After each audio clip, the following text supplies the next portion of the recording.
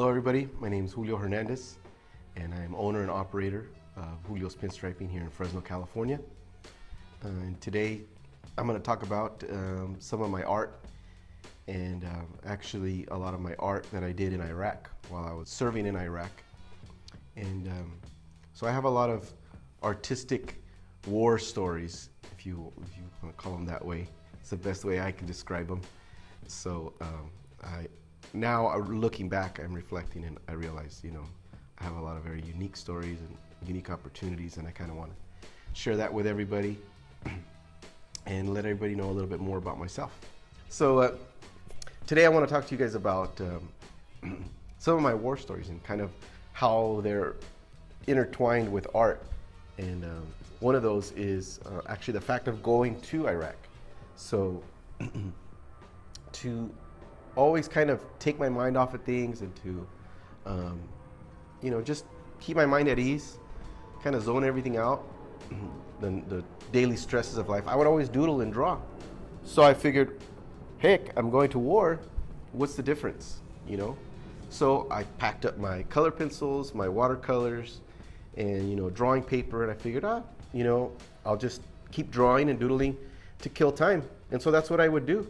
I would kind of, I'm a very visual person, so rather than writing down all my goals and my dreams of what I kind of wanted to do when I got back, I actually drew a picture. I drew them all out. I drew a house, I drew, a car, I drew a shop, and, I drew all that stuff out. And as I got back, I would kind of chip away at that stuff.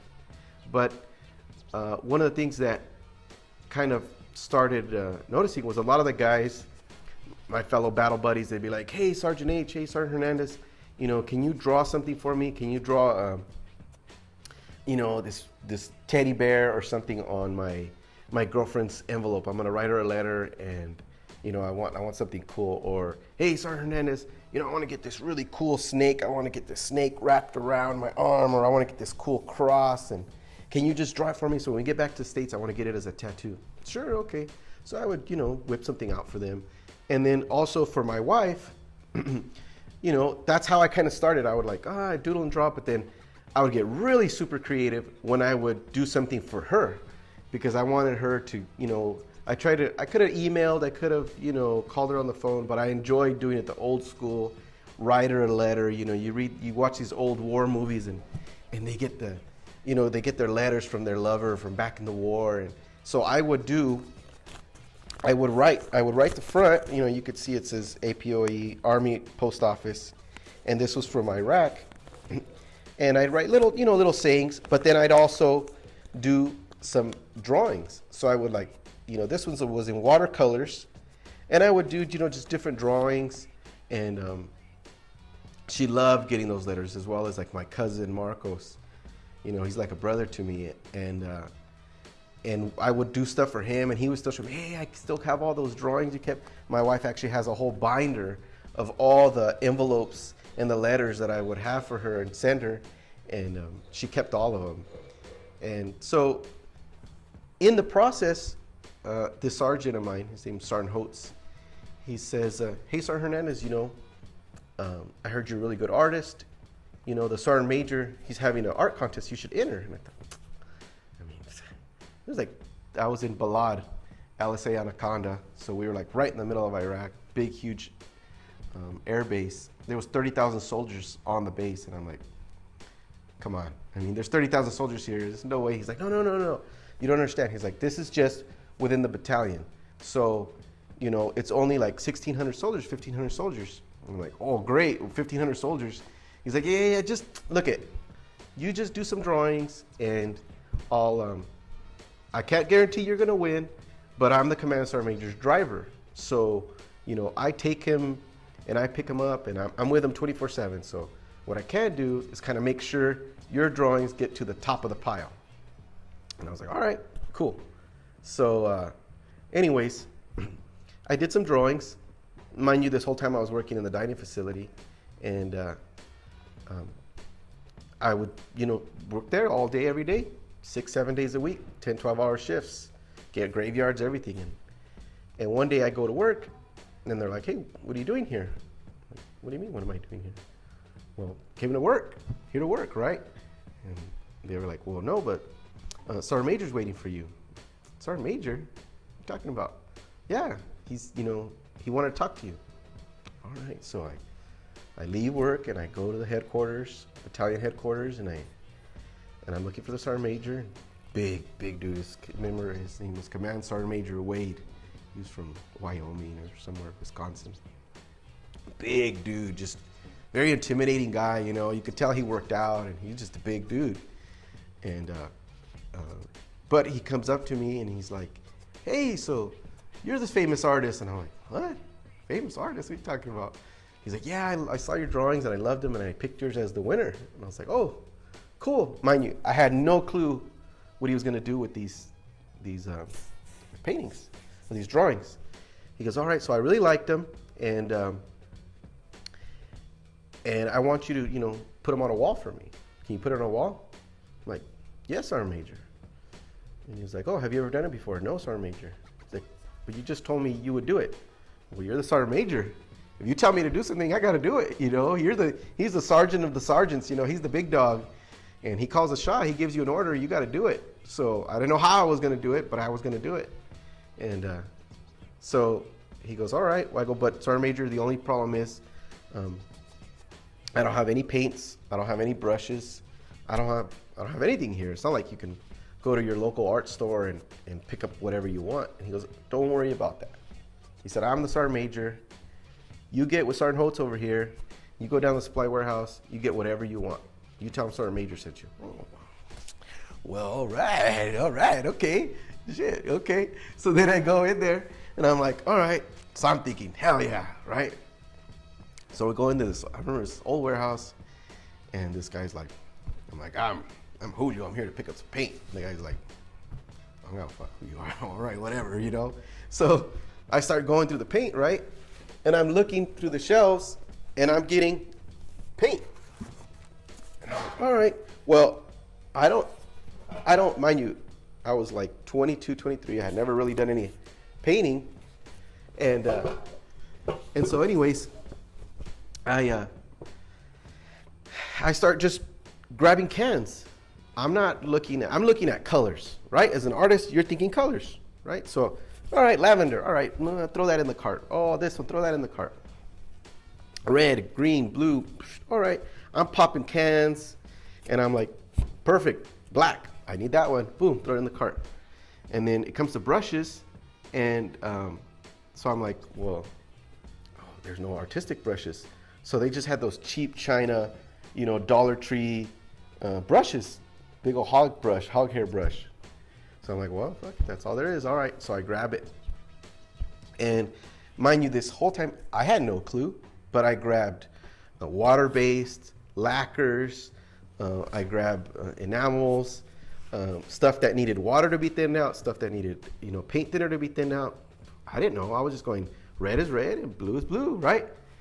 So I start working on that first mural, and the Sergeant Major tells me, well, how long is it gonna take you? I said, well, I don't know, Sergeant Major, I've never done it before, so it could take me a couple weeks, it could take me a month, I have no clue. Oh, don't worry about it. I said, well, wait, it's gonna take me a while because I'm gonna have to work my regular job and then I'm gonna have to come over here and do the painting when I'm off. No. He said, you're gonna work for me now. And I was like, well, yeah, but what about, he said, you're not going back to the dining facility anymore. You're just gonna paint for me. I was like, what? He goes, yeah. I go, what about my spot? He goes, I already sent another soldier over there. I sent a private over there. They're gonna take your spot. They're gonna work for you. And so all you're gonna do is just paint for me. That's it. And I was like, what the heck? Cool. I was like, I don't know how I got away with this, but I got away with this. I'm in the middle of a war painting, right?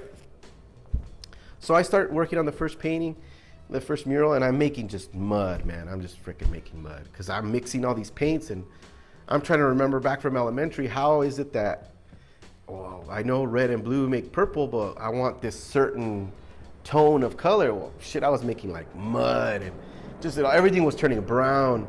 And then I'd mix, water-based with lacquer, and it would just be like, man, I'm like, what the hell, man? I couldn't get it.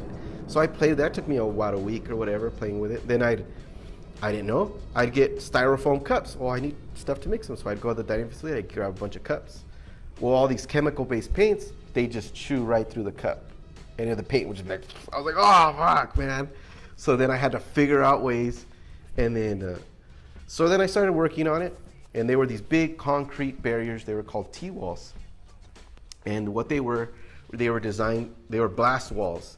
They were put in front of the buildings to protect any high-ranking officers or just the troops in general from any incoming mortar rounds. That where I was at, we were getting mortar rounds every other day, if not every day. So anyways, I did those. I started doing that one. And even the brushes, I ended up making some of my own brushes. And I was like, man, I need this brush to just get a little line. Unknowingly, I wanted to pinstripe the outline of the flame. Well, I didn't know that it was pinstriping that I was doing. I just knew that it was, I just wanted a green line on the outside to make it look cool.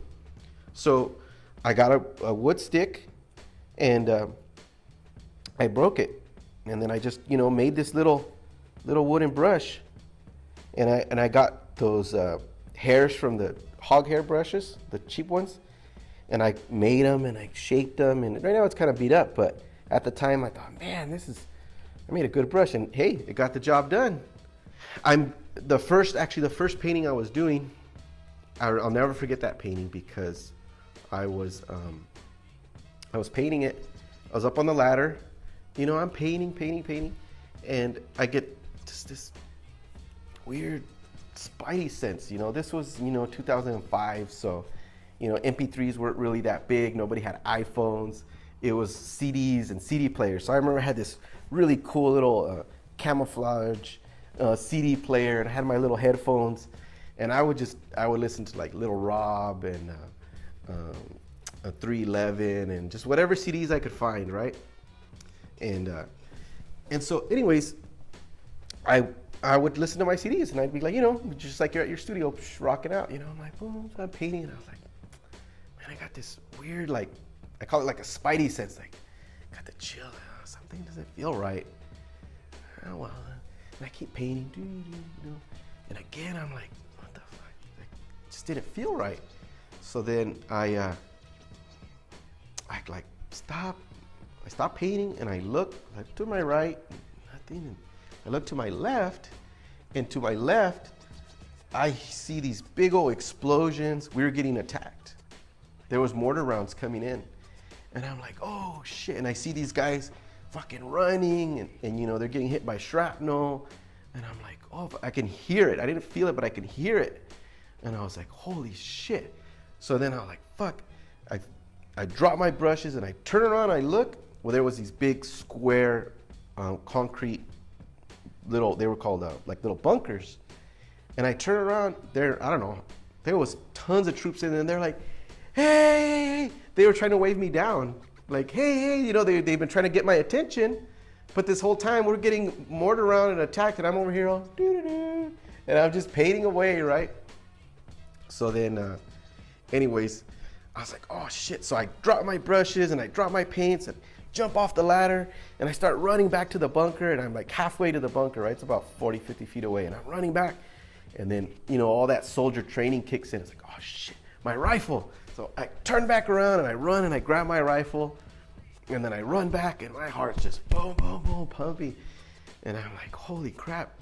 And they're like, hey man, we've been trying to wave you down and calling you, and and everybody was, nobody actually went to go grab me, but they were trying to get my attention, but I was too busy. You were just too busy. You're in your own little world over there painting away. So I'll never forget that, right? And so anyways, I did that painting. I knocked it out, and the sergeant major was really happy, and I go, all right, well, I thought that's it, right? I go back to my regular job. He said, well, I like it. I really like it. I want you to do another one for me. I was like, oh, really? He goes, yeah, but this one I want it in front of my office, not in front of this dining facility. So I did a second one for him. They were from the 457th Transportation Battalion. And so I did that one for him. I did a couple signs. And this whole time, I could just kind of come and go as I pleased. It was pretty cool because, normally in the military, you have to be constantly clean shaven. They're constantly checking you, your uniform press. And over there, it was kind of like, well, nobody was really watching me, I can kind of come and go as I pleased. And even then, you know, I was a really hard worker, so I wouldn't just be like, well, I'm just gonna work 2 hours and fuck it, you know, I'm just gonna go chill the rest of the day, go to the movie theater or whatever. I would like put in 8, 10, 12 hours, you know, just I wanted those paintings to look really good, which, you know, I still do to the day when I work on cars or whatever. And so I did those, and he left, right? And he left, and I go, oh, well, my job's done. And then I went back to work at the dining facility for like a couple weeks. And I show up one day, they go, hey, Sergeant Major's waiting for you. So what are you talking about? Sergeant Major's gone. Oh, no. The new Sergeant Major, it's female. She took his spot, and she wants, you know, she's waiting for you. She wants to do a mural for them now. What the hell? Okay, so there I go. She goes, well, I want you to knock out one for us. And she said, but do you think you could do it? I was like, well, you know what, Sergeant Major, I'd like to, but I'm leaving. We're getting ready to ship back out to the States, you know, within about a month and a half. And we only have about 2 weeks left, 2-3 weeks left at our little base, and then they're gonna put us in tents. She goes, well, do you think you could do it? And I was like, yeah, I'll do it. So I committed to it, right? I was like, yeah, fuck it, I'll do it. So it took me about 3 weeks, and about 2 weeks into it, I'm painting, and what I did was, she wanted females in the military represented as well as males. I did night and day, because these trucks, you know, run all day and all night. And then I was like, you know what, this time I'm gonna have fun with it. So growing up around hot rods and muscle cars, I did a Hummer with these big old fat knobby tires. It was all raked out, and then it had this big old blown motor on the front, and then it had me sitting in the gun truck just with the smoking barrel pointing right at you. And really cool, a lot of dimension, a lot of colors, and really, really detailed. I put a lot of little hidden codes in there. Like on one of the big rigs, I put JRH Trucking, which, you know, really small, but that was my wife's initials, Jessica Reina Hernandez. So there's a lot of little hidden stuff in it. And so I did that one, and it was funny because a lot of guys would be like, oh man, that's badass. You know, these are guys from all over the country, from all over the US. Man, when Jesse sees that, he's gonna fucking love it. And I'm like,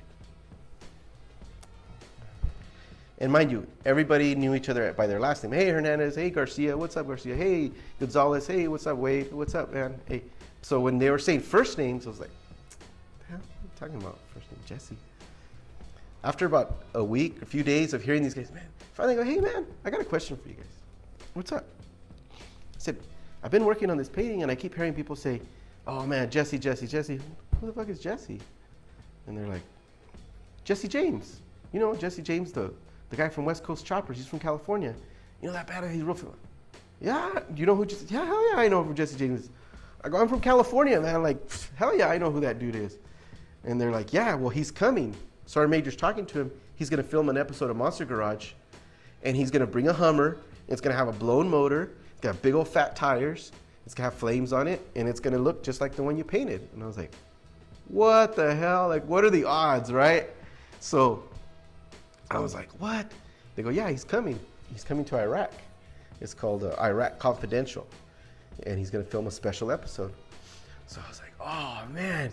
So I finished the painting. You know, I worked for the day, and later on I bumped into the Sergeant Major. Hey, Sergeant Major, you know, the guys told me this. Is this true? She was, oh, yeah, I just got off the phone with him. I was talking to him, and he's coming. He's coming. I was like, oh, cool, man. I've been wanting to meet him. He's such a cool dude, you know, a huge inspiration. And then she was like, yeah. I go, well, when is he coming? She goes, oh, well, he should be here like mid-December. And I was like, oh, man. We were leaving like mid-November. So I was like, damn it. So with that one, I ended up coming home. I never got to meet him.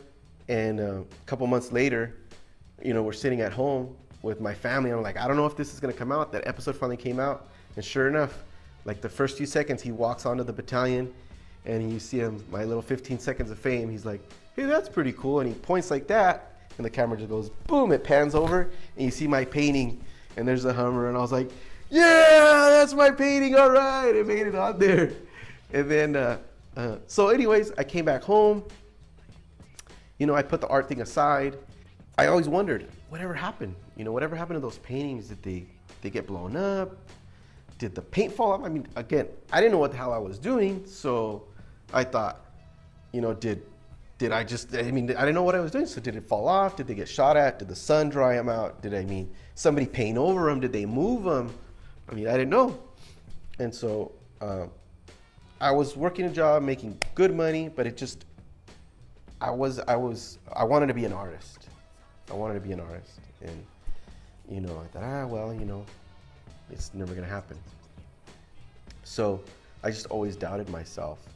And a buddy of mine, one of my old battle buddies, one day he sends me a picture on Facebook. His name was Julio, real good guy. And he tells me, hey, does this look familiar? And I was like, looking at my phone. I'm like, yeah, that's my painting. That's the first painting that I ever did, right?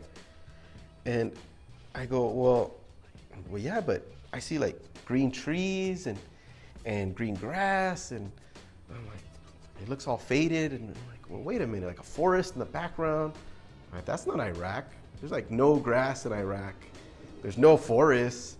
I'm like, where is this at? And he goes, oh, this is at Fort Eustis in Virginia. I'm like, Virginia? What do you mean? And he's like, yeah.